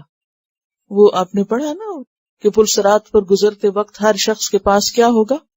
اپنا اپنا نور، اپنے عمل کے مطابق ہوگا. تو گویا خود کو اس طرح پیش کرنا کہ جس سے دوسروں کی آزادی میں خلل پڑے اور ان کے لیے انسان باعث فتنہ بنے، وہ الٹیمیٹلی اس کا نقصان پھر خود پر آتا ہے، عورت کے اپنے اوپر آتا ہے. وَلَا يُبْدِينَ زِينَتَهُنَّ الا ما ظہر منہا، اس میں ایکسیپشنل صورت جو بتائی گئی وہ یہ ہے کہ ما ظہر منہا، جو اس میں سے خود بخود ظاہر ہو. یہ نہیں کہا گیا جو ظاہر کی جائے، یظہر نہیں ہے، ظاہرہ ہے، خود ظاہر ہو جائے. مثلا عورت ظاہر ہے جب باہر نکلے گی تو اس کے اوپر جو چادر ہوگی، وہ کپڑا جو ہے، اور اسی طرح جوتا یا پرس یا جو بھی، خواہ وہ بہت خوبصورت نہ بھی ہوں تو بھی ان کے اندر یعنی وہ اس سے جو ظاہر ہو رہے ہوں خود بخود، یعنی جن کو چھپانا ممکن ہی نہیں، کیونکہ اگر ان کو بھی چھپایا جائے تو پھر تو عورت باہر نکل ہی نہیں سکتی کسی صورت میں. وہ تو پھر وہی ہوگا جیسے انڈیا میں پالکی وغیرہ میں پہلے بیٹھا کرتے تھے. پالکی ہوتی ہے نا جو چاروں طرف سے کورڈ ہوتی، یا تانگا وغیرہ ہوتا تو اس کے اوپر بھی کرٹن ڈالتے، یا ابھی تک کئی لوگوں کو میں نے دیکھا ہے کہ گاڑیوں کے اوپر بھی اندر کپڑے کے کرٹن لگاتے ہیں تاکہ عورت بیٹھی ہوئی بھی نظر نہ آئے. لیکن یہاں پر اس حد تک جانے کے لیے نہیں کہا گیا. وہ الگ بات ہے کہ کچھ جو اشرافیہ ہوتے ہیں یا ایلیٹ کے ایسے لوگ جو ایسی چیزوں کا اہتمام کرتے ہیں، وہ اس کو اپنا ایک شان یا اپنی ایک عزت کا معاملہ سمجھتے، وہ دین کے لیے بعض اوقات نہیں کرتے یا اللہ کا حکم سمجھ کے نہیں کرتے، بلکہ وہ اپنی ایک شان اور ایک بزرگی کے اظہار کے طور پر ایکسٹرا کرتے ہیں. تو اس سے مراد وہ سمپل ڈریس ہے کہ جو بہرحال ڈریس ہونے کے ناطے اس کا اپنا ایک کلر بھی ہو سکتا ہے، اس میں ایک اٹریکشن ہو سکتی ہے جو ایکسٹرا لگائی نہیں گئی، لیکن یہ ہے کہ اس میں وہ بہرحال ہو جاتی ہے. یہ ہے کہ جیسے انسان اگر کوئی انگوٹھی وغیرہ پہنی ہوئی ہے یا ہاتھ پر کوئی مہندی لگی ہے، اور عورت اگر کوئی لین دین کر رہی ہے، کوئی چیز نکال کے دے رہی ہے، رکھ رہی ہے، تو وہ ایک آدھ لمحے کے لیے اگر کوئی چیز نظر آ گئی تو ما ظہر منہا کہ جو مجبوراً کھولنی پڑی یا کھل گئی تو وہ اس سے کیا ہے، مستثنا ہے. الا ما ظہر منہا. اگلا حکم ہے وَلْيَضْرِبْنَ، اور چاہیے کہ وہ مارے. اور مارے یہاں لفظی معنی ہے مگر ڈالیں کا معنی ہے، ڈالیں، کیونکہ ضرب کا لفظ جو ہے قرآن پاک میں کئی معنوں میں استعمال ہوتا ہے. سفر کے لیے بھی ہوتا ہے، زمین پر سفر کرنے کے لیے پاؤں مارنا. تو یہ یہاں ایک چیز کو دوسری چیز پر رکھنا یا ڈالنا مراد ہے. بنی اسرائیل کو جب گائے ذبح کرنے کے لیے کہا گیا تھا تو پھر وہ ایک مردے کے اوپر اس کا ایک حصہ مارنا تھا، تو کیا کہا گیا کہ بعض حصے کو بعض کے اوپر مارو. تو ضرب ہوتا ہے ایک چیز کو دوسری کے اوپر رکھنا یا ڈالنا یا مارنا. وَلْيَضْرِبْنَ، اور چاہیے کہ ڈالیں، بِخُمُرِهِنَّ، اپنے خمار. خمر جمع ہے کس کی؟ خمار کی. خمار خے میم رے سے ہے. خمر کہتے ہیں ڈھانپنے کو. شراب کو بھی خمر اس لیے کہا گیا کہ وہ عقل ڈھانپ دیتی ہے. لیکن یہاں خمار سے مراد عورت کے ڈریس میں وہ کپڑا جس سے سر ڈھانکا جاتا ہے. جو بدن پر ہوتا ہے اس کو قمیص کہتے ہیں، ٹانگوں پر جو ہوتا ہے اس کو شلوار کہتے ہیں. عربوں کے ہاں سربال بھی ہے لفظ، اور اس کے علاوہ سرابیلہم پڑھا تھا نا آپ نے، من قطران. سربال کا لفظ بھی آتا ہے، ازار کا لفظ بھی آتا ہے. تو یہاں مراد کیا ہے؟ خمار سے سر کی اوڑھنی. اگر آپ خمار کا لفظ ڈکشنری میں دیکھیں گے تو کیا پتا چلے گا اس سے کیا ہے؟ دوپٹہ یا اوڑھنی. وَلْيَضْرِبْنَ بِخُمُرِهِنَّ، اور چاہیے کہ ڈالیں اپنے خمار، اپنے دوپٹے، علی اوپر، جیوبہن، اپنے گریبان کے. جیوب کا لفظ جیب سے نکلا ہے جس کو ہم جیب کہتے ہیں. جیب جیب ہوتا ہے گریبان، سینہ. کیونکہ جیب کہاں ہوتی ہے؟ سینے پر. مردوں کے کپڑوں میں جو جیب لگتی ہے اس کی جگہ بھی اوپر ہوتی ہے. دل اور سینے کے مقام کو جیب کہتے ہیں، جیسے گریبان کہتے ہیں. اور چاہیے کہ وہ اپنے دوپٹے صرف سر پہ نہ رکھیں یا سر پہ ڈال کے پیچھے نہیں پھینک دیں کہ گردن اور سینہ کھلا ہو، کیونکہ دور جاہلیت میں عورتیں زینت کی نمائش کرتی تھی. جو زیور وغیرہ پہنتی تھی تو پھر انہیں دکھانا ہوتا تھا، ورنہ تو پہننے کا مقصد ہی کوئی نہیں.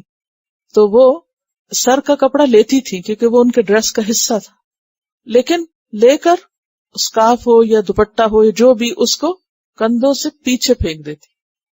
اور اس سے کیا ہوتا کہ سینہ اور گلا پوری طرح کھل کے سامنے آ جاتا.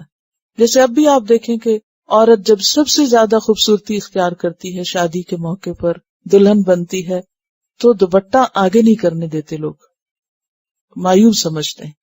خاص طور پر پنوں کے ساتھ باندھ دیا جاتا ہے کہ خبردار کہ تم اس کو آگے کرو، کیونکہ آج ہی تو دن ہے سب کو اپنا آپ دکھانے کا. وَلْيَضْرِبْنَ بِخُمُرِهِنَّ عَلَى جُيُوبِهِنَّ. تو اس صورت میں سطر ڈھانکنے کا، بدن ڈھانکنے کا حکم ہے، اور عورت کے لیے قمیص کے اوپر دوپٹہ لینے کا بھی حکم ہے، اور وہ صرف سر پر نہیں، سر سے نیچے، صرف گام تک نہیں، گردن تک نہیں، اور نیچے حتیٰ کہ سینہ چھپ جائے، کیونکہ عورت کے جسم میں خلقی زینت جو ہے وہ سب سے زیادہ اس کے سینے میں ہے، سامنے کے حصے میں. تو اس کو ایکسٹرا ڈھانپنے کا حکم دیا جا رہا ہے کہ اس کو تم ڈھانک کے رکھو. ابھی آپ دیکھیے کہ بعض اوقات لوگ اسکارف لیتے ہیں اور لے کے ایک پلو دائیں اور ایک بائیں کر کے سینہ کھول دیتے ہیں، اور دوپٹہ بھی بعض لوگ لیتے ہیں تو وہ گلے میں ڈالتے ہیں. وہ کہتے ہیں کہاں قرآن میں لکھا ہے سر پہ ڈالو؟ بھئی خمار کا مطلب ہی کیا ہے؟ خمار گلے میں ڈالنے والی چیز نہیں ہوتی. خمار کا لفظ ہی کیا بتا رہا ہے؟ ڈھانپنے کی چیز، اور اصطلاح میں سر ڈھانکنے کی چیز یعنی دوپٹے کے لیے استعمال ہوتا ہے، کیونکہ اٹ واز انڈرسٹوڈ کہ سر کا کپڑے کی بات ہو رہی ہے کہ سر کے کپڑے کو سینے تک ڈالو. یہ حکم ہے، یہ تھوڑی کہا کہ سر سے پھر اتار دو اور صرف سینے پہ ڈال دو، یہ تو نہیں لکھا ہوا. وَلْيَضْرِبْنَ بِخُمُرِهِنَّ عَلَى جُيُوبِهِنَّ. اور اس بارے میں حضرت عائشہ کی روایت آتی ہے کہ انصار کی عورتوں پر، اور ایک اور روایت میں مہاجر عورتوں کا بھی ذکر آتا ہے، اللہ کی رحمت ہو، جب یہ آیت نازل ہوئی تو انہوں نے اپنی چادریں پھاڑ کر ان کے خمار بنائے. اور یہ ایک اور جگہ پر آتا ہے کہ انہوں نے اپنی بیلٹ میں جو کپڑا باندھتی تھی اس کو وہاں سے کھولا اور اس سے اپنا سر اور سینہ سب ڈھکا. اور اگلے دن جب نماز پر آئیں تو سب عورتیں پوری طرح پراپر ڈریس میں تھیں. وَلْيَضْرِبْنَ بِخُمُرِهِنَّ عَلَى جُيُوبِهِنَّ وَلَا يُبْدِينَ زِينَتَهُنَّ. اور نہ وہ ظاہر کریں اپنی زینت کو، اپنی خوبصورتی کو، آرائش کو، میک اپ کو، الا مگر لِبُعُولَتِهِنَّ اپنے شوہروں کے لیے. بعولہ بعل کی جمع ہے، کیونکہ وہاں مومنات کا ذکر ہے اس لیے بعولہ شوہر کی جمع آ رہی ہے. کوئی یہ نہ کہے کہ ایک عورت کے ایک سے زائد بھی شوہر ہو سکتے ہیں، کیونکہ بعض عقل کے مارے اس طرح کی آیتیں نکال کے تو ایسے استدلال شروع کر دیتے ہیں. اور نہ ظاہر کریں اپنی زینت مگر اپنے شوہروں کے لیے. اور آج کی مسلمان عورت کے پاس اگر وقت نہیں تو شوہر کے لیے نہیں زینت ظاہر کرنے کا. او آبائہن یا اپنے باپوں کے لیے. آبا اب کی جمع ہے، تو باپ اور باپ کے باپ وہ کون ہوتے ہیں؟ دادا، ماں کے باپ، نانا وغیرہ، یہ سب اس میں شامل ہیں. جمع کا صیغہ آیا ہے، یعنی باپ، دادا، نانا. او یا آبائی بعولتہن اپنے شوہروں کے باپوں کے سامنے، یعنی خسر. آبائی باپ، بعولتہن شوہروں کے، یعنی اس میں بھی آبا آیا تو یعنی سگے ہوں یا سوتیلے ہوں. او یا ابنائہن اپنے بیٹوں کے سامنے، اور اس میں بیٹا اور بیٹے کا بیٹا اور اس کا بیٹا سب شامل ہے، پوتے اور نواسے وغیرہ بھی. او ابنائی بعولتہن یا بیٹے اپنے شوہروں سے، شوہروں سے بیٹے یعنی اسٹیپ سنس، یا پھر ان کے آگے سنس، پوتے وغیرہ ان کے. او اخوانہن یا اپنے بھائی، حقیقی ہوں یا اللاتی ہوں یا اخیافی ہوں، بس منہ بولے نہیں. او اخوانہن یا ان کے اپنے بھائی. او یا بنی اخوانہن بیٹے اپنے بھائیوں کے، یعنی حقیقی، اللاتی، اخیافی. اللاتی اخیافی کا معنی تو پڑھ چکے نا پیچھے وراثت کے احکام میں بھی. او بنی اخوانہن یا بیٹے اپنے بھائیوں کے لیے، بھتیجے اور بھتیجوں کی اولاد آگے. او بنی یا بیٹے اخواتہن اپنی بہنوں کے، یعنی بھانجے اور پھر بھانجوں کی اولاد وغیرہ. او نسائہن یا اپنی عورتیں، مراد ہے آزاد عورتیں. او ما ملکت ایمانہن یا جو مالک ہیں ان کے دائیں ہاتھ، یعنی غلام عورتیں، اور بعض نے اس سے غلام مرد بھی لیا ہے. تو نسائے ہنہ کے بھی دو معنی کیے گئے. بعض نے کہا اس سے مراد مسلمان عورتیں ہیں، اور بعض نے کہا کہ نہیں، اس سے مراد اپنی جنس کی عورتیں ہیں. اپنی جنس کی عورتیں سے مراد کیا ہے؟ یعنی نمبر 1 آزاد عورتیں، اور نمبر 2 ہجڑے وغیرہ نہیں ہو. آپ نے دیکھا ہوگا نا کہ ایک تو ہے نا مرد اور ایک عورت، اور ایک تیسری سیکس بھی ہوتی ہے نا جو مرد اور عورت کا مکسچر ہوتی ہے، جن کو ہجڑے بولتے ہیں نا. اب یہ ہے کہ ان میں بعض جو ہیں بظاہر ان کے اندر عورتوں والی علامات نظر آتی ہیں، جیسے سینہ ابھرا ہوا ہے یا کوئی اور اس طرح کی، یا انہوں نے بال رکھے ہوئے ہیں. لیکن یہ ہے کہ ان کے اندر مردانہ خصوصیات بھی موجود ہیں. تو اب دیکھا یہ جائے گا کہ جن کو منسز ہوتے ہوں، یعنی جن کو حیض ہوتا ہو، اور جن کے اندر عورتوں والی علامات پوری طرح نمایاں ہوں، یعنی غالباً سر ہو، ان کے سامنے تو ہو سکتے ہیں، لیکن اگر ان کے اندر مردانہ صفات زیادہ ہوں اور کچھ عورتوں والی بھی ہوں تو پھر نہیں. ٹھیک ہے. تو نسائے ہنہ سے مراد ان کی اپنی جنسی یعنی جو عورتیں ہیں، کیونکہ نان مسلم کا ذکر اگرچہ بعض نے کیا ہے اور اس کی وجہ انہوں نے کہا کہ فتنہ ہو سکتا ہے، تو بات یہ ہے کہ فتنہ تو مسلمان عورتوں میں بھی ہو سکتا ہے. اور پھر آپ صلی اللہ علیہ وسلم کے زمانے میں منافقین مردوں کے ساتھ منافقات عورتیں بھی تھیں، تو وہ تو مسلمان نہیں تھی. بعض کے ادوار میں بھی ہم دیکھتے ہیں کہ بعض اوقات بچوں کی پیدائش کے لیے نان مسلم جو دائیاں ہوتی تھی ان سے بھی خدمات حاصل کی گئی، یعنی صرف ظاہری سطر نہیں بلکہ ضرورتاً. تو اس میں جہاں تک فتنے کا ڈر ہے تو خواہ وہ قریبی رشتہ داروں میں سے ہی کوئی عورت ہو یا کوئی بھی ہو، اس سے تو پھر بچنا ایک الگ بات ہے. یا جو عورتیں خود نعوذ باللہ کسی برے رستے پہ چل رہی ہیں اور اندیشہ ہو کہ وہ اور بھولی بھالی لڑکیوں کو ساتھ لگا لیں گی، تو پھر ان سے اپنے آپ کو بچا کے رکھنا، that is something else. لیکن یہاں نساء ہن اصل میں اپوزٹ ہے کس کے؟ ما ملکت ایمان ہونا، آزاد عورتیں. پھر شک ہوا کہ کیا غلام عورتوں سے نہیں، تو پھر غلام عورتوں کا بھی بتا دیا گیا کہ غلام عورتوں میں خواہ وہ مسلمان ہو یا نان مسلمز ہو، وہ ان کے سامنے بھی زینت میں عورت آ سکتی ہے. اب التابعین یا تابعین، تابعین کا لفظ تابع کی جمع ہے، اور تابع کا کیا معنی ہوتا ہے؟ پیروی کرنے والے، فالوورز، جو کسی گھر والوں کے پیچھے پیچھے چلے، یعنی ان کا تابع غلام ہو. لیکن صرف تابع غلام کی بات نہیں، صرف خادم کی بات نہیں، آگے شرط بھی ہے. غیر اولی الاربتی، نہ حاجت رکھنے والے. اربا کہتے ہیں سخت حاجت کو، جو بغیر کسی ہیلے تدبیر کے پوری نہ کر سکے انسان. مراد ہے حاجت نکاح، شادی کی حاجت، نکاح کی حاجت، نفسانی خواہش مراد ہے. من الرجال، مردوں میں سے. پہلے ایمان ہن تک تو عورتوں کی بات تھی، اب آگے مردوں کی بات آ رہی. اور مردوں میں ایسے مرد جن کے اندر شادی کی خواہش نہیں، ان کے سامنے بھی عورت زینت کھول سکتی. یعنی بعض اوقات بعض علاقوں میں ایسے خاندانی غلام یا خادم ہوتے ہیں کہ جو بچپن سے ہی اسی گھر میں پیدا ہوئے، بعض اوقات ان کو دودھ بھی پلا دیا جاتا ہے.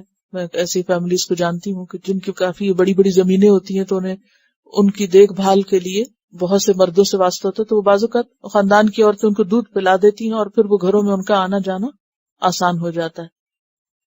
تو یہاں ایسے مرد جو لاوارث ہوں، کوئی ان کے دیکھ بھال کرنے والا نہ ہو، بوڑھے ہوں، بدھو ہوں، عقل ان کی کمزور ہو، ان کو صرف روٹی چاہیے، عورت نہیں چاہیے، تو ایسے مرد اگر کسی خاندان کے ساتھ ہیں، کوئی دور پار کا رشتہ دار ہو سکتا ہے، یا کوئی خادم ہو سکتا ہے، یا کوئی خاندانی غلام ہو سکتا ہے، تو ایسے مردوں کے سامنے بھی جا سکتے ہیں، کیونکہ وہاں وہ علت یا وجہ نہیں ہے جس سے خرابی یا فتنہ ہو سکتا.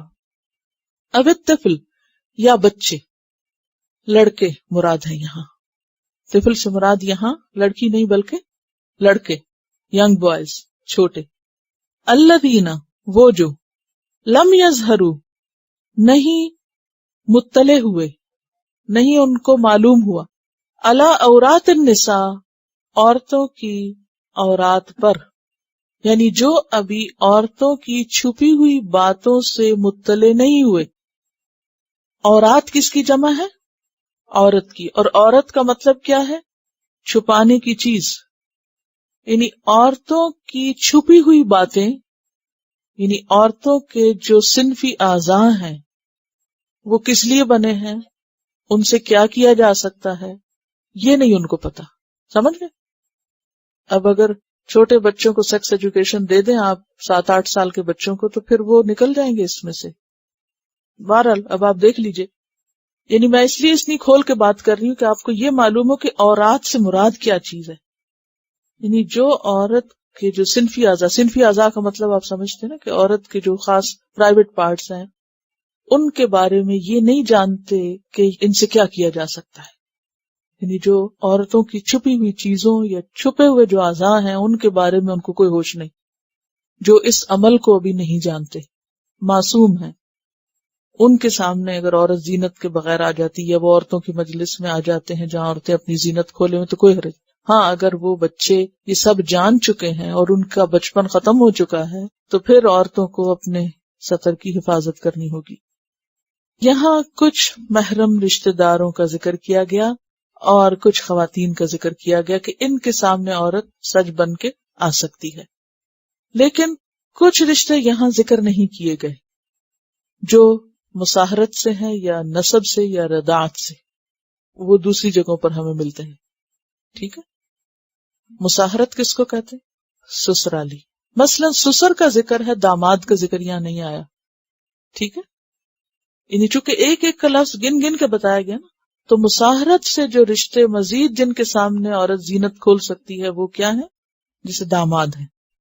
اور اس میں آپ دیکھیے کہ نکاح کے بعد داماد جو ہے اس پر ساس حرام ہو جاتی ہے، تو وہ پھر ابدی محرم، خواہ وہ جو بچی ہے وہ فوت ہو جائے یا کچھ بھی ہو، لیکن وہ ایک دفعہ جب نکاح ہو گیا اور رخصتی ہو گئی تو پھر وہ لڑکا یا وہ مرد جس سے عورت کی بیٹی بیاہی جائے اس کا معاملہ بھی اسی طرح ہو جاتا ہے. جیسے سسر کا معاملہ ہے ویسے ہی داماد کا معاملہ بھی ہے. پھر نسب سے کچھ رشتے ایسے ہیں جن کا ذکر یہاں نہیں، جیسے ماموں اور چچا. اس کو کیسے قیاس کیا گیا؟ کیونکہ یہاں بھتیجے اور بھانجے کا ذکر ہے، تو اگر بھتیجا پھپھی کے سامنے آ سکتا ہے تو اسی طرح بھتیجی چچا کے سامنے آ سکتی ہے. ٹھیک ہے. یعنی اس پہ قیاس کیا گیا ہے. نہیں سمجھ رہے؟ یعنی یہاں ماموں کا لفظ کو نہیں لکھا ہوا یا چچا کا لفظ نہیں لکھا، تو پھر چچا اور ماموں کہاں سے سمجھے جائیں گے؟ کہ جیسے بھانجے سے پردہ نہیں، کس کا؟ خالہ کا. تو اسی طرح بھانجی کا ماموں سے نہیں، اور پھر بھتیجے سے پھپھی کا نہیں، تو پھر چچا کا بھتیجی سے نہیں. پھر اس کے بعد رضاعت کے رشتے آتے ہیں. رضاعت کے رشتے، ان میں ایک اصول یاد رکھیے، بخاری کی روایت ہے، یحرم من الرضاعت ما یحرم من النسب. رضاعت سے وہ رشتے حرام ہو جاتے ہیں جو نسب میں حرام ہے. یعنی نسب کے رشتے کون سے؟ خون کے رشتے جو ہیں، یعنی بہن، بھائی، ماموں، خالہ. تو اسی طرح رضائی ماموں، رضائی خالہ، رضائی چچا، رضائی بھائی، ان کے سامنے بھی کیا ہو سکتا ہے؟ زینت ظاہر کی جا سکتی ہے. ایک اور چیز یہ ہے، وہ یہ ہے کہ یہاں بہت سو کو ایک ہی جگہ اکٹھا کیا گیا ہے. اب سوال یہ پیدا ہوتا ہے کہ کیا ان سب کے سامنے ایک طرح کی زینت ظاہر کی جائے گی یا اس میں بھی درجے ہیں؟ درجے ہیں. درجے کس اعتبار سے ہیں؟ ترتیب کے اعتبار سے ہیں. ٹھیک ہے. ترتیب کے اعتبار سے کیا مطلب اس بات کا؟ سب سے پہلے شوہر ہے، تو شوہر کے سامنے سب سے زیادہ زینت ظاہر کی جا سکتی ہے. ٹھیک ہے. کیونکہ ہن لباس لکم وانتم لباس لہن، بلکہ عورت کی زینت ہے ہی اس کے شوہر کے لیے. اس کے بعد باپ جو ہے وہ ایسے مقام پر ہوتے ہیں عام طور پر کہ جو باقی محرموں میں سب سے اعلیٰ درجے کا محرم ہے، کیونکہ بیٹی جو ہے وہ اس کا حصہ ہے، اس کا خون ہے یا اس کا نطفہ ہے. تو باپ ہیں. پھر اس کے بعد آپ دیکھ رہے ہیں کہ بعولتہن او آبائہن، اور پھر آبائے بعولتہن، پھر وہاں بھی آبا ہیں. پھر ابنا، باپ کے بعد جو اگلی چیز آتی وہ بیٹے آتے ہیں، اور پھر شوہروں کے بیٹے، اور پھر اس کے بعد بھائی، کیونکہ وہ عام طور پر ہم عمر ہوتے ہیں، یعنی وہ نسبتاً کم. پھر یعنی زینت پوری طرح فلی اس کا اظہار نہیں ہوگا، بلکہ شوہر کے بعد باپ، باپ کے بعد بیٹا، اور پھر بیٹے کے بعد بھائی جو ہے وہ نسبتاً اس میں انسان شرم و حیا کے تقاضے سے اپنے آپ کو کور کرتا چلا جائے گا، یعنی اس طرح زینت نہیں کھولے گا جس طرح ان رشتوں کے سامنے کھولے. پھر اس کے بعد آپ دیکھیے کہ بھانجے بتیجے آ جاتے ہیں، پھر عورتیں آ جاتی ہیں. اگرچہ عورت کے سامنے زینت کھول سکتی ہے، مگر اس میں بھی شرم و حیا کے تقاضے ملحوظ رکھنا ضروری ہے. عورت کا عورت سے ستر بھی اتنا ہی ہے جتنا مرد کا مرد سے ہے، یعنی ناف سے لے کر گھٹنوں تک. باقی حصہ ضرورتاً کھولا جا سکتا ہے، جیسے بچے کو دودھ اگر کوئی پلا رہی ہے عورت، تو عورت کے سامنے اگر بریسٹ کھل جاتی ہے تو اس کو حرام نہیں چیز، لیکن بلا ضرورت اس کو بھی نہیں کھولنا چاہیے کہ عورتوں کے کہے کہ میں چونکہ عورتوں کے بیچ میں ہوں اس لیے میں جتنا چاہوں سی تھرو لباس پہن لوں یا بالکل ہی سلیو لیس پہن کے بیٹھ جاؤں، تو یہ بھی پھر حیا کے منافی ہو جاتی ہے. بلا ضرورت نہیں کھولنا چاہیے، ضرورتاً اس کے کھولنے میں حرج نہیں. پھر اس کے بعد آپ دیکھ رہے ہیں کہ اگلی کیٹیگری جو ہے وہ مردوں کی آ جاتی ہے، جس میں تابعین ہیں اور بچے ہیں. یہ اور زیادہ چونکہ دوسری جنس ہو جاتی ہے تو مزید ان سے ڈسٹنس ضروری ہے. اس میں آپ دیکھیے کہ ان کے سامنے زینت تو کھول سکتے ہیں، لیکن جسم کے قابل شرم حصے ان کے سامنے بھی نہیں کھولے جا سکتے. اور اسی طرح مرد اور عورت باہم ایک دوسرے کو ہاتھ نہیں لگا سکتے، یہ بھی اسی میں آ جاتا ہے، یہ بھی سطر میں آتا ہے. ٹھیک ہے. جو نامحرم مرد ہیں ان کے ساتھ ہاتھ ملانا یا ان کے سر پہ ہاتھ پھیرنا یہ بھی درست نہیں، کیونکہ ہمارے ہاں بعض اوقات بیٹا کہہ کے سر پہ کندھوں پہ ہاتھ پھیرتی ہیں بزرگ خواتین، تو یہ بھی حیا کے منافی ہے، یہ بھی نہیں ہونا چاہیے. اور پھر آپ دیکھیے کہ اب ہمارے یہاں افسوس کے ساتھ کہنا پڑتا ہے کہ گلے ملنے تک کی حد تک لوگ حیا جو ہے وہ ختم کر چکے ہیں. اور اس میں بعض اوقات دیکھیے کہ مرد اگر بچنا بھی چاہتے ہیں تو ان کے لیے آکورڈ ہو جاتا ہے، امبیرسمنٹ ہو جاتی ہے. ولا یضربن، اور نہ وہ مارے، کون؟ عورتیں، بِأَرْجُلِهِنَّ، اپنے پاؤں کو. ارجل کس کی جمع ہے؟ رجل کی. رجل کی نہیں ہے، رجل کی. رجل اور رجل میں فرق ہے. رجل کہتے ہیں پاؤں کو. اور نہ مارے اپنے پاؤں، لِيُعْلَمَ، تاکہ جانا جائے، یعلم جانا جائے، ما یخفینا، جو وہ چھپاتی ہیں، من زینتہن، اپنی زینت میں سے. تو یہاں زینت سے مراد کیا چیز ہے؟ پھر زیور وغیرہ، پازیب کی جھنکار یا چوڑیوں کی چھنکار یا کسی اور کپڑے یا زیور کے اندر سے جو آوازیں آتی ہیں وہ خفیہ زینت. یا پھر خوشبو وغیرہ اس میں آ جاتی ہے کہ ایسی چال نہ ہو یا اور کپڑے اس طرح اڑتے ہوئے نہ ہو کہ اندر کی ساری خوشبو اور زیور کی اور جو چھپی ہوئی زینت ہے وہ ساری سامنے ظاہر ہو جائے. یعنی پاؤں مار مار کے نہ چلیں، ہائی ہیلز نہ پہنے کہ جس سے ٹک ٹک کی آواز پورے مال میں گونج رہی ہو، اور جس کو نہیں بھی دیکھنا وہ بھی کام چھوڑ کے پیچھے دیکھتا چلا جائے. ان سارے احکامات کی وضاحت کرنے کے بعد اللہ تعالیٰ فرماتے ہیں وَتُوبُوا إِلَى اللَّهِ جَمِيعًا، اور توبہ کرو اللہ سے سب مل کر. یعنی انسان جتنی بھی کوشش کرے کہیں نہ کہیں اس سے اللہ کی حدود پامال ہو ہی جاتی ہیں، کہیں نگاہ کی خیانت اور کہیں زینت کا بے جا اظہار. تو ایسی صورت میں ضرورت کس کی ہے؟ توبہ کی. اور توبہ کس کو کہتے ہیں؟ لوٹنے کو، پلٹنے کو. کس سے؟ گناہ سے. کس کی طرف؟ اطاعت کی طرف. اللہ کی نافرمانی سے فرما برداری کی طرف. وَتُوبُوا إِلَى اللَّهِ جَمِيعًا، سب کو کہا گیا، مردوں کو، عورتوں کو، کہ کوئی اپنے آپ کو یہ نہ سمجھے کہ وہ بہت پاک باز ہے. سب کو دنیا میں اپنے گناہوں کی معافی مانگ لینی چاہیے. ایھا المؤمنون، اے مومنو، اے ایمان والو. کیوں؟ لعلکم، تاکہ تم، تفلحون، تم فلاح پا جاؤ، کامیاب ہو جاؤ. فلاح کس کو کہتے ہیں؟ مکروہ سے بچ کے مطلوب کو پا لینا. من زحزح عن النار وادخل الجنة فقد فاز، دوزخ سے بچ کے جنت میں داخل ہونا، یہ ہے اصل کامیابی. اور اس کے لیے کیا ضروری ہے؟ کہ انسان اس دنیا میں گناہوں کو، غلط کاموں کو چھوڑ دے، توبہ کر لے. توبہ کا مطلب یہ نہیں کہ انسان اپنی مرضی کے سب کام کرتا چلا جائے اور پھر زبان سے صرف بولتا جائے توبہ توبہ، تو اس کو توبہ نہیں کہا جائے گا. اس میں آپ دیکھیے کہ کن رشتوں کا ذکر نہیں آیا کہ ان سے زینت چھپانا لازم ہے. ہم ایک دفعہ پازیٹیولی بات کر کے اب دوسری طرف سے بھی دیکھیں گے.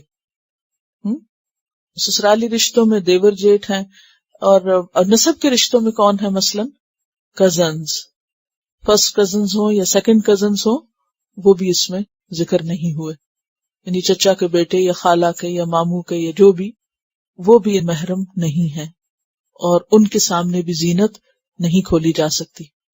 ہمارے ہاں اب یہ بات بہت عام ہوگی مسلمان گھرانوں میں، شادیوں کے موقع پر خاص طور پر جب سارے خاندان اکٹھے ہوتے ہیں ایک جگہ، تو عام طور پر وہ زینت کا بھی موقع ہوتا ہے، تو عموماً کیا کہہ کے کہ یہ تو بھائی ہیں، یا یہ تو اپنے ہی ہیں، یہ تو اپنا خون ہے، ان چیزوں کا لحاظ نہیں رکھا جاتا.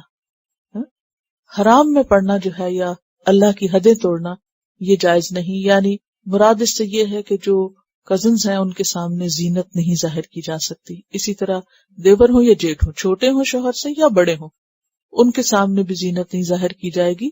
بلکہ دیور کے بارے میں تو حدیث میں آتا ہے کہ الحم هو الموت، کہ باقی رشتوں کی نسبت دیور کا رشتہ زیادہ خطرناک رشتہ ہے. اس میں خالہ اور بھانجی اور جو دو بہنیں ہیں ان کو اکٹھا کرنا منع ہے. تو اس میں یہ محرم میں اس طرح تو نہیں آتے کہ جس طرح باقی رشتے آتے ہیں اپنے سگے بھائی یا اور، لیکن اس میں ہم دیکھتے ہیں کہ حضرت اسما جو تھیں وہ نبی صلی اللہ علیہ وسلم کے سامنے آخر تک آتی رہیں.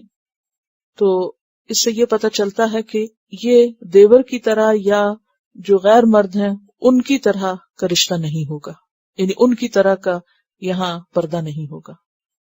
نن کا ہسبینڈ بھی محرم نہیں ہے. دیکھیے محرمات کا ذکر پیچھے آپ پڑھ چکے ہیں نا، کس کس سے نکاح ہو سکتا ہے، اس کو آپ دیکھیے. پھر سورۃ الاحزاب میں آپ دیکھیے، مزید آپ کو تفصیل ان دو جگہوں پر ملے گی. یاد رکھیے ہر وہ مرد، ایک اصول اگر یاد رکھیں، ہر وہ مرد جس سے نکاح ہو سکتا ہو وہ کیا ہے؟ نامحرم ہے. ٹھیک ہے، تو نامحرم کے سامنے زینت نہیں کھولی جا سکتی. سورۃ النساء آیت نمبر 22 سے آنورڈز. وَلَا تَنْكِحُوا مَا نَكَحَ آبَاؤُكُم مِّنَ النِّسَاءِ إِلَّا مَا قَدْ سَلَفَ إِنَّهُ كَانَ فَاحِشَةً وَمَقْتًا وَسَاءَ سَبِيلًا.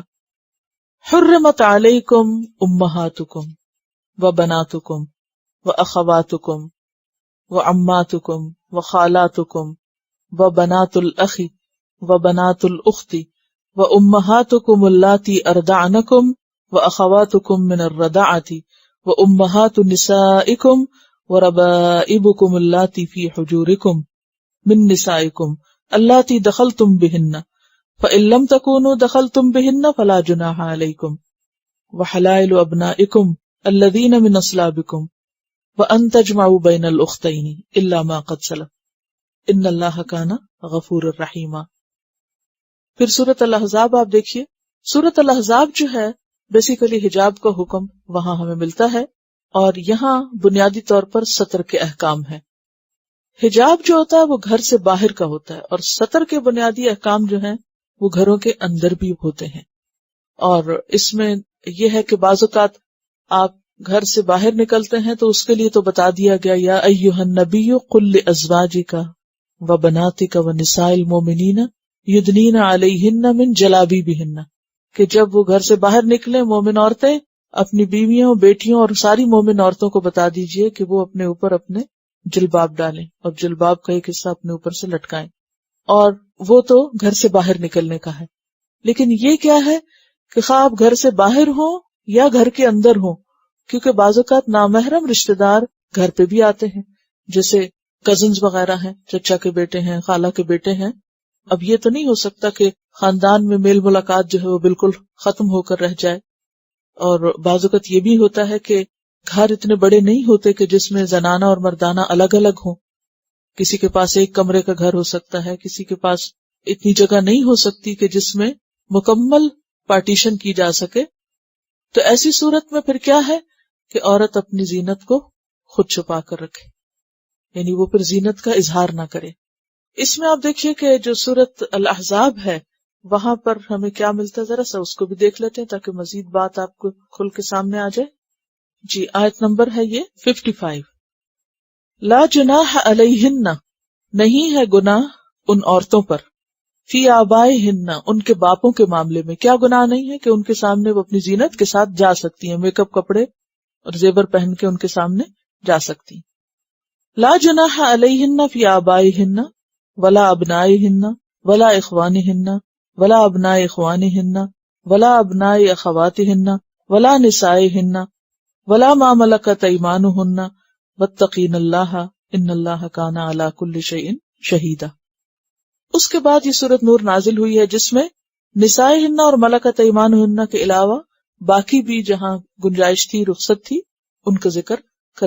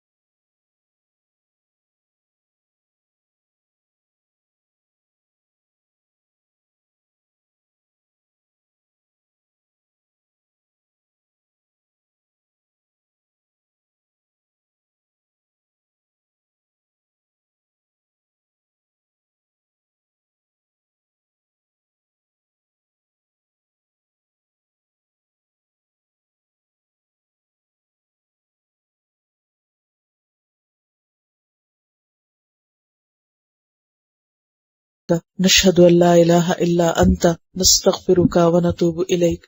السلام علیکم ورحمۃ اللہ وبرکاتہ۔